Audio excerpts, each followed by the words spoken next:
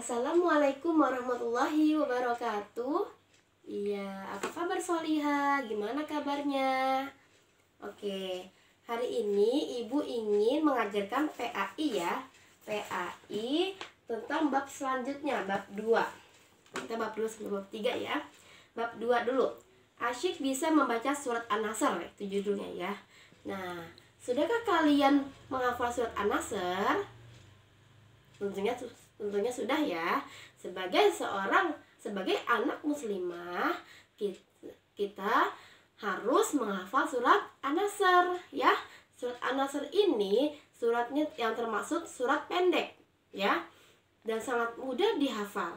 Agar supaya kita tidak hilang, agar supaya kita hafal, kita berulang-ulang ya membacanya, dan juga kita baca ketika lagi sholat, kita baca ketika waktu lagi kosong ya, kita baca dan dihafalkan ya, diulang-ulang supaya hafalannya hafal dan tidak hilang. Nah, surat An-Nasr ini terdiri atas 3 ayat ya. Kata An-Nasr berarti pertolongan. Nah, surat An-Nasr ini diambil dari ayat pertama yang bunyinya idza jaa nasrullahi wal fath. Anasrullah, An-Nasr ya, itu ya, diambil dari kata itu. Nah, surat ini menerangkan bahwa berita kabar gembira yang akan diraih oleh Rasulullah SAW, dan juga berbondong-bondongnya kaum Mekah masuk Islam. Nah, sekarang yang di bagian A, membaca kalimat-kalimat dalam surat An-Nasr ya. Surat An-Nasr termasuk surat Madaniyah karena surat An-Nasr ini diturunkan setelah Nabi Muhammad SAW hijrah ke Madinah ya. An-Nasr artinya pertolongan. Hal itu sesuai dengan kandungan yang dijelaskan tentang pertolongan Allah Subhanahu wa taala kepada umat Islam ya. Surat An-Nasr menceritakan tentang peristiwa Fathu Mekah. Apa itu Fathu Mekah? Fathu Mekah artinya pembukaan atau penguasaan kota Mekah ya. Karena pada waktu itu kota Mekah itu kota Mekah itu dikuasai oleh orang kafir ya. Mereka melarang Nabi dan umat Islam masuk ke kota Mekah. Tapi Nabi Muhammad SAW dan kaum muslimin memasuki kota Mekah dengan damai. Nabi mengajak semua orang Mekah untuk mengikuti ajaran Islam dan melarang untuk menyembah berhala. Penduduk kota Mekah menerima ajakan Rasulullah SAW dengan sukarela ya. Terbukalah kota Mekah untuk umat Islam ya. Sejak saat itu umat Islam mendapatkan kebebasan untuk menunaikan ibadah haji. Umat Islam tidak takut lagi dengan kaum kafir ya. Ini ada di surat An-Nasr. Nah, di sini ada ya langkah-langkah yang kita perlu ketahui ketika kita membaca surat An-Nasr. Kita harus mengetahui makhraj dan tajwid. Apa itu makhraj? Makhraj artinya tempat keluarnya huruf. Sedangkan tajwid artinya cara membaca kalimat yang benar. Cara membaca kalimat yang berharokat. Apakah dibaca panjang, pendek, atau dengung. Untuk itu, perhatikan ketentuan-ketentuan di bawah ini. Yang pertama, memperhatikan bacaan qalqalah. Qalqalah artinya dipantulkan. Huruf-hurufnya apa saja? Baju di toko.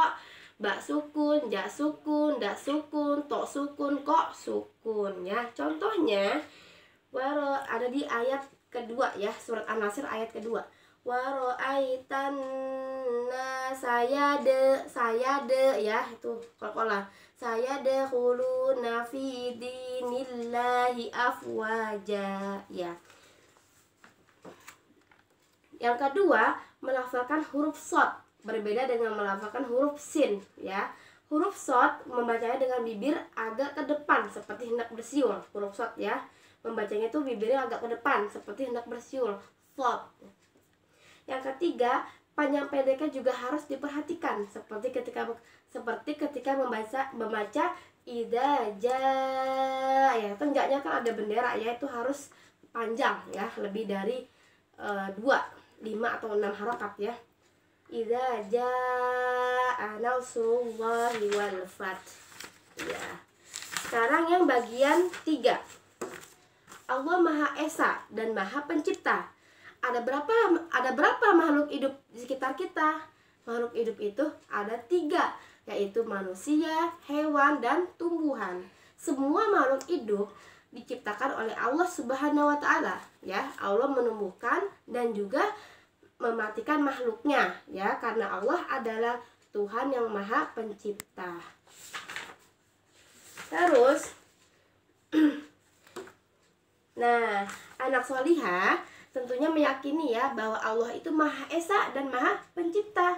Ya, gimana buktinya supaya kita menjadi anak yang solihah? Buktinya kita harus rajin beribadah supaya kita keimanannya itu kuat, dan juga kita harus rajin belajar supaya kita menjadi seorang hamba Allah yang berguna.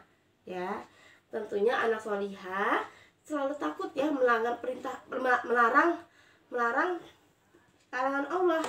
Ya, ia selalu berbuat baik dan meninggalkan keburukan.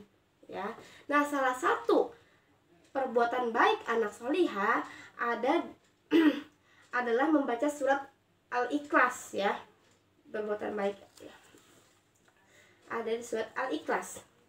A'udzu billahi minasyaitonir rajim. Bismillahirrahmanirrahim. Qul huwallahu ahad. Katakanlah Muhammad, dialah Allah yang Maha Esa. Allahus Samad. Allah tempat meminta segala sesuatu. Lam yalid wa lam yulad.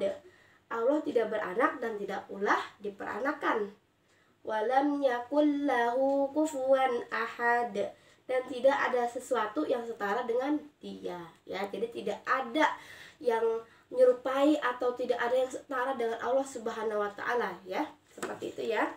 Oke anak solihah, setelah ini nanti kalian rangkum dan nanti mengerjakan soal insya Allah pakai Google Form ya. Wassalamualaikum warahmatullahi wabarakatuh.